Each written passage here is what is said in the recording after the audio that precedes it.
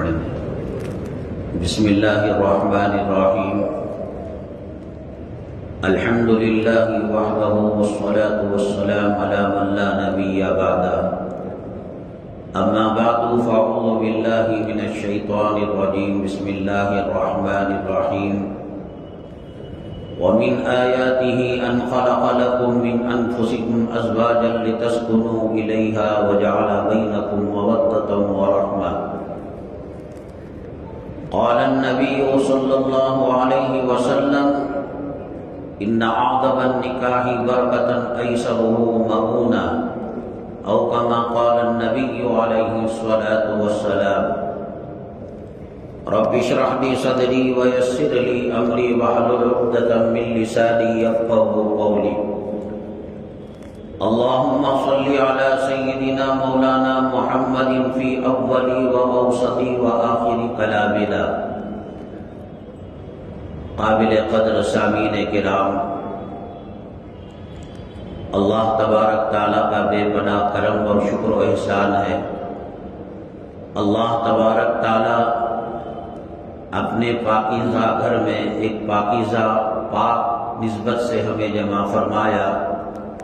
اللہ تعالی ہمارے جمع ہونے کو، کہنے کو، سننے کو قبول فرمائے اور دونوں جہاں کی کامیابی نصیب فرمائے۔ معزز سامعین کرام، دور کے مہمان بھی واپس ہونے والے ہیں، مغرب کا وقت بھی قریب ہے، اس لیے مختصر دو چار باتیں عرض کر کر انشاءاللہ خطبہ نکاح ہم پڑھیں گے۔ دیکھیے، یہ دنیا، یہ مخلوق اللہ کے نظام سے چلتی ہے، اس میں کسی کی کوئی مداخلت نہیں ہے۔ اللہ نے فرمایا الا لہ الخلق والامر، ایک ایک ذرہ ذرہ اللہ کے حکم سے، اللہ کی مشیت سے۔ وما تشاءون الا ان یشاء اللہ، آپ کے چاہنے سے کچھ نہیں ہوتا جب تک کہ اللہ نہ چاہے۔ سورج کا نظام، ستاروں کا نظام، چاند کا نظام، کائنات کا نظام، سمندروں کا نظام، سب کچھ اللہ کے اشارے سے چلتا ہے۔ اللہ تبارک تعالیٰ نے مردوں کو پیدا کیا، عورتوں کو پیدا کیا۔ مرد کی جو ذمہ داری ہے وہ مرد پورا کرتا ہے، عورت کی جو ذمہ داری ہے وہ عورت پورا کرتی ہے۔ مرد چاہے جتنا بڑا اپنی بیوی کا عاشق ہو کیوں نہ ہو جائے، وہ کبھی بچے کو دودھ نہیں پلا سکتا اور اگلی ڈیلیوری کا بوجھ وہ نہیں اٹھا سکتا۔ یہ اللہ تبارک تعالیٰ کی قدرت اور اللہ تبارک تعالیٰ کے یہ فیصلے ہیں۔ حضرت ابراہیم علیہ السلام نمرود کے پاس جب توحید کی دعوت لے کر گئے تو کہا کہ میرا اللہ جلاتا ہے، میرا اللہ زندگی دیتا ہے اور موت دیتا ہے۔ تو نمرود، جتنے لوگ بددین ہوتے ہیں، علماء سے دور ہوتے ہیں، نمازوں سے دور ہوتے ہیں، قرآن سے دور ہوتے ہیں، یہ سب سے بڑی بیوقوف قوم ہے اور نالائق قوم ہے۔ ان کی دوری خود اس بات کی سبب ہے کہ اللہ نے ان سے عقل کو چھین لیا ہے۔ حق اور باطل، صاف اور ناپاکی، طہارت اور نجاست کا وہ لوگ فرق نہیں کرتے۔ نمرود نے راہ چلتے انسان کو پکڑ کر مار دیا اور ابراہیم علیہ السلام سے کہا کہ دیکھو میں نے زندے کو مردہ کر دیا۔ اور ایک قیدی تھا جو پھانسی کی سزا جسے ہونے والی تھی، موت کی سزا ہونے والی تھی، اس کو اس نے چھوڑ دیا اور کہا کہ دیکھو یہ مرنے والا تھا، میں نے اس کو زندگی دے دی۔ اس کے جوابات کے اندر اگر الجھیں گے تو پھر وہ الجھنوں کو پیدا کرتا چلا جائے گا۔ نہیں زندے کا یہ معنی نہیں، مردے کا وہ معنی نہیں۔ اس کائنات میں حضرات انبیاء علی نبینا علیہم الصلاۃ والسلام سب سے زیادہ فراست والے، عقل والے، حکمت والے اور دانش والے ہوتے ہیں۔ اللہ تعالیٰ نے ان سے کہلوایا فَإِنَّ اللَّهَ يَأْتِي بِالشَّمْسِ مِنَ الْمَشْرِقِ، میرا اللہ سورج کو مشرق سے نکالتا ہے، فَأْتِ بِهَا مِنَ الْمَغْرِبِ، تو خدا بن رہا ہے نا، ذرا مغرب سے نکال کر بتا۔ فَبُهِتَ الَّذِي كَفَرَ، وہ ناکام ہو گیا، ہکا بکا ہو گیا۔ آپ جانتے ہیں یو اے ای اور سعودی عربیہ وغیرہ میں پانی کی بڑی کمی ہے، قلت ہے۔ بعض مرتبہ ایسے حالات آ گئے تھے کہ پانی پیٹرول سے مہنگا ہونے لگا تھا یو اے ای وغیرہ میں، تو انہوں نے یہ کیا کہ بادل کو آرٹیفیشل طریقے سے پھوڑ کر مصنوعی غیر قدرتی برسات کو برساتے تھے، اور سمجھتے تھے کہ ہم جو ہے اللہ تعالیٰ کے نظام کے اندر مداخلت کر کر ایک چیز میں ہم کامیاب ہو گئے اور پانی پر ہم نے قدرت پالی۔ ابھی آپ نے دیکھا ہوگا مکہ مکرمہ، مدینہ طیبہ اور جدہ، ریاض اور یو اے ای دبئی وغیرہ میں اتنی برساتیں ہونے لگی کہ ان کے پاس ڈریننگ سسٹم ہی نہیں تھا، وہ پانی ہی اتنا گرتا تھا کہ زمین کی خشکی اس کو ختم کر دیتی تھی۔ لیکن چونکہ اللہ کے ایک نظام کے اندر، اللہ کے ایک سسٹم کے اندر انہوں نے مداخلت کی تو اس کو ان کو بھگتنا پڑا۔ اب ان کے پاس کوئی سسٹم نہیں اس کو روکنے کا۔ جو مرد عورت بنتے ہیں یا عورت جو مرد بنتے ہیں، یہ خدا کی قدرت سے ٹکراؤ ہے۔ اللہ تبارک تعالیٰ نے برف کے اندر ٹھنڈک رکھی ہے۔ دنیا کی کوئی طاقت آگ کی گرمی برف میں نہیں لا سکتے، اور برف کی سردی آگ میں نہیں لا سکتے۔ ایک اللہ کا نظام ہے، اس کے حکم سے وہ چل رہا ہے۔ اسی طریقے سے ایک اللہ کا تشریعی نظام ہے جو پیغمبروں اور آسمانی کتابوں کے ذریعے سے اللہ تبارک تعالیٰ اپنی مخلوق تک وہ نظام پہنچاتا ہے۔ نماز فجر کی کیسے پڑھے، ظہر کی کیسے پڑھے، صدقہ کیا ہو، زکوٰۃ کیا ہے، حج کیا ہے، عمرہ کیا ہے۔ جیسے دنیاوی سسٹم میں انسان اگر مداخلت کرتا ہے تو وہ نظام درہم برہم ہو جاتا ہے اور نقصان دیتا ہے۔ انہوں نے قدرت کو ہاتھوں سے چھیڑ لیا۔ آج اس پانی کو روکنے کے لیے، اس سیلاب کو روکنے کے لیے ان کے پاس کوئی تدبیر نہیں ہے۔ اسی طریقے سے اللہ تبارک تعالیٰ نے ایک تشریعی نظام سوالات پیغمبروں سے، توریت سے، زبور سے، انجیل سے، کلام پاک سے، صحف موسیٰ سے، صحف ابراہیم سے ایک اللہ نے سسٹم بھیجا کہ مرد داڑھی رکھے گا، مرد باہر کا کام کرے گا، عورت گھر کا کام کرے گی۔ اس سسٹم کو اگر کوئی چھیڑے گا، ایک 4 ویلر ہے کسی کے پاس کار، تو اس کا ایک سسٹم ہے، کمپنی بتاتی ہے کہ ریڈیٹر کے اندر کیا ہونا چاہیے، بیٹری میں کیا ہونا چاہیے، اور کتنے وولٹیج کی بیٹری استعمال کرنا چاہیے، ہوا کا داخل کرنا چاہیے۔ تو اگر کوئی اس کا الٹا معاملہ کرے، ڈیزل اور پیٹرول کی ٹنکی کے اندر وہ ہوا بھرے اور ہوا کی جگہ ٹائروں میں ڈیزل بھرے، آئل بھرے، وہ کامیاب ہو نہیں سکتا۔ اللہ تبارک تعالیٰ نے مسلمانوں کو جو نعمتیں مرحمت فرمائی ہیں، ان میں بہت بڑی نعمتوں میں ایک نعمت یہ ہے کہ اللہ تعالیٰ نے نکاح کا سسٹم دیا ہے۔ میں نے آپ کو بتایا جو چیز جس سسٹم سے، جس نظام سے اللہ نے بنائی ہے وہ چلیں گے تو کامیاب ہوگا۔ کھیتی باڑی کا ایک سسٹم ہے، ہوائی جہاز کے چلنے کا ایک سسٹم ہے، 2 ویلر 4 ویلر کا ایک سسٹم ہے، گھر کا ایک سسٹم ہے۔ تو یہ نکاح انسانوں کا بنایا ہوا نہیں ہے، بلکہ اتنی یہ پاکیزہ عبادت ہے کہ نماز زمین پر آئی، روزہ زمین پر آیا، حج زمین پر احکامات آئے جبریل علیہ السلام لے کر، لیکن نکاح اتنا پاکیزہ اور خوشبودار عمل ہے، اللہ نے اس کو جنت میں رکھا۔ حضرت سیدنا آدم علیہ نبینا علیہ الصلوۃ والسلام جنت کے اندر تمام تر نعمتوں کو پانے کے باوجود بے چینی اور اضطرابی کیفیت میں رہتے تھے۔ ایسا لگتا تھا کہ کوئی چیز باقی ہے، کوئی چیز باقی ہے۔ اللہ تبارک تعالیٰ پہچان لیے اور ان کی پسلی سے حضرت حوا کو پیدا کیا۔ انسان کو نعمتیں اور راحتیں اور سکون جو ایک نیکوکار عورت پہنچا سکتی ہے، وہ جنت کی نعمتیں بھی وہ سکون نہیں پہنچا سکتی۔ چنانچہ حضرت حوا پیدا ہوئے، حضرت آدم علیہ السلام لپک کر گئے۔ اللہ نے کہا یہ آپ کی بیگم صاحبہ ہے، آپ کی بیوی ہیں، آپ ان کا مہر ادا کریں۔ حضرت آدم علیہ السلام نے کہا اللہ میں تیرا، جنت تیری، ہوا تیری، یہ ساری مخلوق تیری، میں کہاں سے کما کر لاؤں مہر دینے کے لیے؟ کہا کہ تمہاری نسل میں محمد صلی اللہ علیہ وسلم خاتم الانبیاء آئیں گے، آپ ان پر درود پڑھو یہ مہر ہو جائے گا۔ تو چنانچہ نکاح کی عبادت جو شروع ہوئی وہ جنت سے شروع ہوئی، اور اگر اس کو سسٹم کے مطابق رکھا جائے، آدمی کیا کرتا ہے، فلمی انداز کا نکاح کرتا ہے، عورتوں کی بے پردگی ہوتی ہے، بے حیائی ہوتی ہے، کھانے کی بے حرمتی ہوتی ہے، کیمرہ کشی ہوتی ہے، ویڈیوگرافی ہوتی ہے، اللہ کو ناراض کرنے کی جتنی چیزیں ایک النکاح من سنتی کی محفل میں ہوتی ہیں کہیں اور اتنی نہیں ہوتی، اور چاہتے ہیں حضرت فاطمہ رضی اللہ تعالیٰ عنہ کا گھرانہ ملے، حضرت حسن کا گھرانہ ملے۔ آدمی کانٹے کا درخت بو کر امید کرتا ہے کہ گلاب کا پھول مل جائے، یہ اللہ کے نظام کے خلاف ہے، یہ اللہ تبارک تعالیٰ نے جو سسٹم قدرت کا دنیا میں رکھا ہے اس کے خلاف ہے۔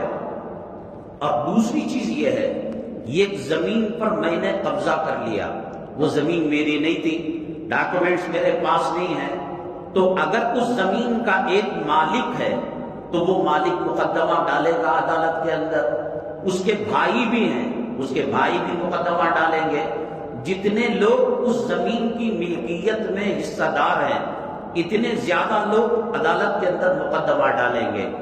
نکاح ایک ایسی سنت ہے جو تمام انبیاء کی سنت ہے۔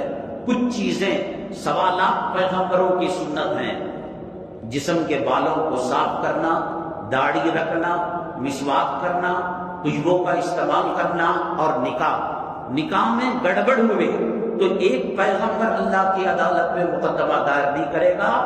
آدم علیہ السلام سے لے کر سرور کونین جناب محمد رسول اللہ صلی اللہ علیہ وسلم تک 1.25 لاکھ پیغمبر کہیں گے، کیونکہ نکاح آدم کی بھی سنت ہے، شیش کی بھی سنت ہے، لوط کی بھی سنت ہے، ابراہیم کی بھی سنت ہے، حضرت موسیٰ، حضرت عیسیٰ، تمام 1.25 لاکھ پیغمبروں کی سنت ہے۔ گڑبڑ ہوگی تمام 1.25 لاکھ پیغمبر قیامت میں دامن پکڑیں گے، اور اگر اس کو سسٹم کے مطابق کیا جائے، اللہ تبارک تعالی جنت سے وہ لطف نہیں ملتا، جنت سے وہ امن و سکون نہیں ملتا جو اللہ تبارک تعالیٰ ایک نیکوکار خاتون کے ذریعے سے گھر کو جنت کا نمونہ بناتے ہیں۔ اللہ کے نبی صلی اللہ علیہ وسلم نے فرمایا، الدنیا متاع وخیر متاع الدنیا المرأة الصالحہ، تمام دنیا انسانوں کو خوش کرنے کے لیے، انسانوں کو خدمت کرنے کے لیے، چاند بھی خدمت کرتا ہے، سورج بھی خدمت کرتا ہے، پہاڑ بھی خدمت کرتے ہیں، پھول بوٹے بھی خدمت کرتے ہیں، ندی نالے بھی خدمت کرتے ہیں۔ اس 7 زمین 7 آسمان اور اللہ کی پوری مخلوق میں ایک عورت مرد کو جو سکون دے سکتی ہے اور گھر کو جنت کا نمونہ بنا سکتے ہیں، وہ قیمتی ماربل لگا لے اور کروڑوں روپے ڈیکوریشن پر خرچ کر دے، انٹیریئر پر خرچ کرے، اور عورت ناقصان ہو، عورت اجدہ ہو، تو یہ کروڑوں روپیہ اسے کچھ فائدہ نہیں پہنچا سکتا۔ حضرت فاطمہ الزہرا رضی اللہ تعالیٰ عنہ کا نکاح حضرت سیدنا علی کرم اللہ وجہہ سے ہوا۔ نکاح اگر ہمیں اللہ اور نعمتیں نہ دیتا، اللہ تبارک تعالیٰ اور دولت نہ دیتا، نکاح ہی خود بذات خود اتنی بڑی نعمت ہے کہ قیامت تک شکر ادا کریں گے، اللہ کا احسان ختم نہیں ہوگا، اللہ کے دربار کا شکر ختم نہیں ہوگا۔ ایک حضرت علی کرم اللہ وجہہ کا نکاح حضرت فاطمہ الزہرا رضی اللہ تعالیٰ عنہ سے ہوا۔ اونچ نیچ آتی ہے زندگی کے اندر، کبھی امیری، کبھی غریبی، کبھی بیماری، کبھی صحت یابی، سورج ہمیشہ یکساں نہیں رہتا، کبھی زوال بھی آ جاتا ہے، کبھی اس کو گرہن بھی لگ جاتا ہے، اور کبھی تیز قوت کے ساتھ اپنی شعاعیں بھی پھینکنے لگتا ہے۔ حضرت علی کرم اللہ وجہہ ایک مرتبہ گھر میں تشریف لے کر گئے، حضرت فاطمہ الزہرا رضی اللہ تعالیٰ عنہ کو دیکھا کہ چہرے پر خشکی ہے اور جسم کے اندر ایک قسم کی لڑکھڑاہٹ ہے، اور جب غور سے دیکھا نماز کے اندر کھڑی ہوئی آپ اور بے ہوشی سے زمین پر گر پڑی۔ حضرت علی کرم اللہ وجہہ بہت پریشان ہوئے کہ کیا ماجرا ہے؟ کہا کہ نہیں، 7 دن ہو گئے اس حلق کے نیچے کوئی چیز کو داخل کیے ہوئے، ایک دانہ گھر کے اندر نہیں ہے، فقر و فاقہ ہے۔ حضرت علی کرم اللہ وجہہ بہت پریشان ہوئے، کہا کہ چلو کچھ کھیتی مزدوری کر کر کچھ کما کر لائیں گے، بیوی بچوں کا پیٹ پالیں گے۔ نکلے ہی تھے کہ اچانک اذان ہوئی اور اقامت ہوئی. کہا نماز کو چھوڑ کر کیا کمانے جانا. گئے. اگر میں پہلی صف میں آقا کے پیچھے کھڑے ہوتا تو آقا مجھے دیکھ کر پوچھتے کہ میری بیٹی کا کیا ہوا. وہ تو گھر کے اندر دانے دانے کو ترس رہی ہیں, فقر و فاقہ ہے اور بھوک کی حالت ہے, میں جواب نہیں دے پاؤں گا, مجھے شرم آ رہی ہے. آخری صف میں آپ نے نماز پڑھی اور فراغت کے بعد بازار گئے. وہاں دیکھا کہ ایک آدمی اونٹ فروخت کر رہا تھا. حضرت دیکھ کر چلے گئے. اس آدمی نے کہا کہ آپ تشریف لائیے, اونٹ لے لیجئے. کہا کہ میرے پاس تو پیسہ ہے نہیں. کہا کہ 100 درہم میں بطور قرض کے اس اونٹ کو بیچتا ہوں, آپ اس کو خرید لیں, پھر جب چاہے آپ پیسہ ادا کر دینا. 100 درہم کے اندر اس زمانے کا جو 100 روپیہ ہوتا ہے اس میں انہوں نے جانور کو خرید لیا. آگے بڑھے. اس نے کہا کہ علی یہ اونٹ بیچنے کا ہے, فروخت کا ہے. کہا کہ ہاں بیچنے کا ہے, فروخت کا ہے. کتنے میں بیچو گے؟ کہا کہ 1400 درہم پر.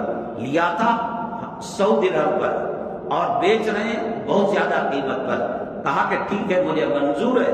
اس کے بعد ان کے غلام تھے خنور, ان کو کہا کہ جاؤ پہلے آدمی کو پیسہ دے دو, بقیہ پیسے سے غلہ اور اناج لے کر ہم گھر چلے جائیں گے.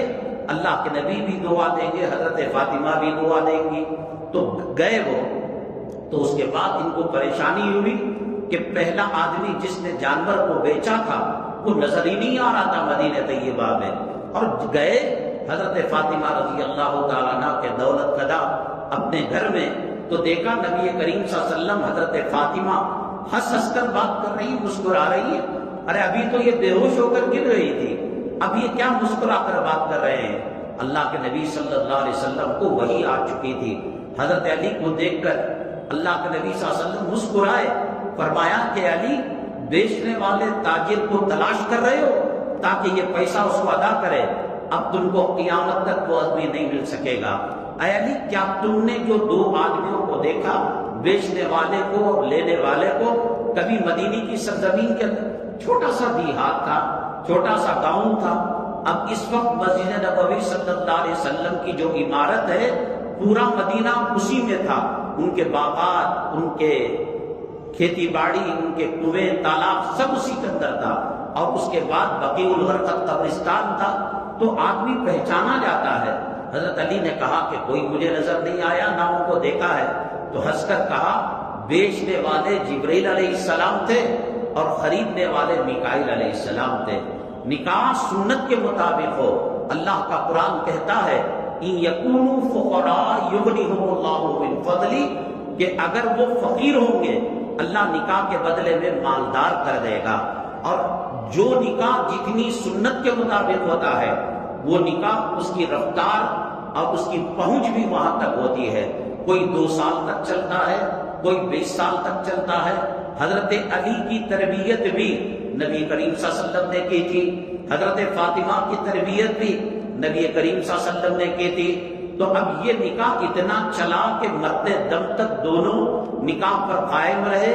عالم برزخ قبر والی زندگی میں میاں بیوی رہیں گے اور میدان محشر میں میاں بیوی رہیں گے. اور فرمایا اللہ کے نبی صلی اللہ علیہ وسلم نے اے علی جنت میں میرے محل کے سامنے تمہارا محل ہوگا اور حضرت فاطمہ حسنین کے ساتھ آپ وہاں پر زندگی گزاریں گے.